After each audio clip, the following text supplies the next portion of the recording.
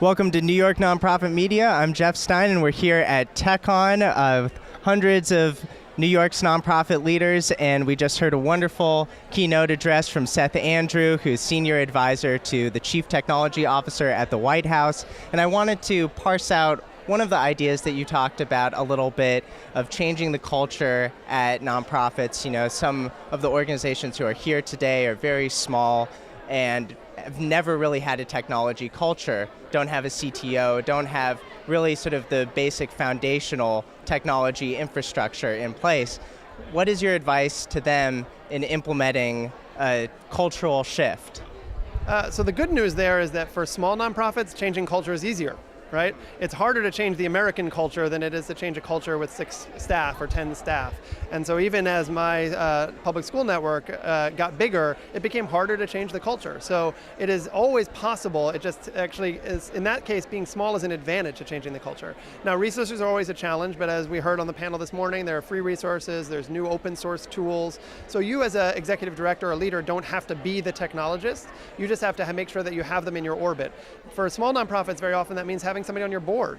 So identifying a board member who can be the person that sort of leads your technological thinking, and they may work in the private sector on a technology company, and serving on the board fulfills them and their work, but also gives them the ability to sort of help the executive director move the organization forward.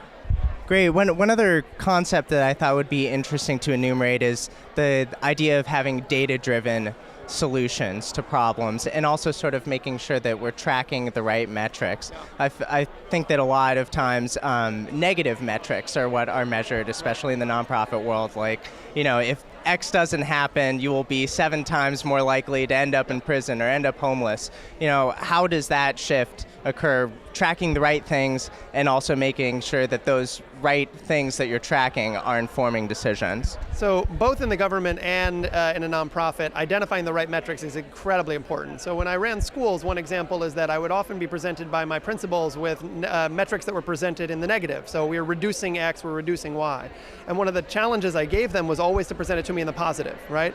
So it wasn't that we have, you know, only 10% of our kids are late, it is 92% of our kids are on time today, or just flipping from the negative to the positive, including both the visual presentation. And one of the ways that I just explained that to them was that I want to know you're doing the right thing is if the graph is going up.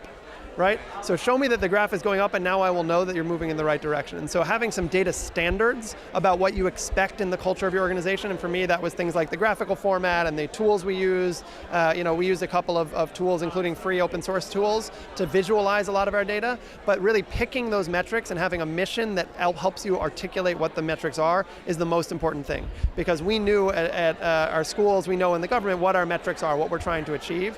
And so at the schools it was college success and civic success for our kids, and we wanted to measure all those. And then we broke those down into smaller metrics. In the federal government, it might be for healthcare, it might be new enrollees in healthcare who didn't have it before. It might be number of people participating in the Tech Hire program who are now employed, who are unemployed. Those kinds of very concrete metrics, no matter what the program is, are what really make us do our best work. Maybe as a final question, just the top takeaway for a nonprofit leader, regardless of the size of their organization, for really just sort of integrating today's technology solutions for tomorrow's landscape. So it's tough to pick just one because it is really about changing the culture, but if you're changing the culture to incorporate technology at the front end and not the back end.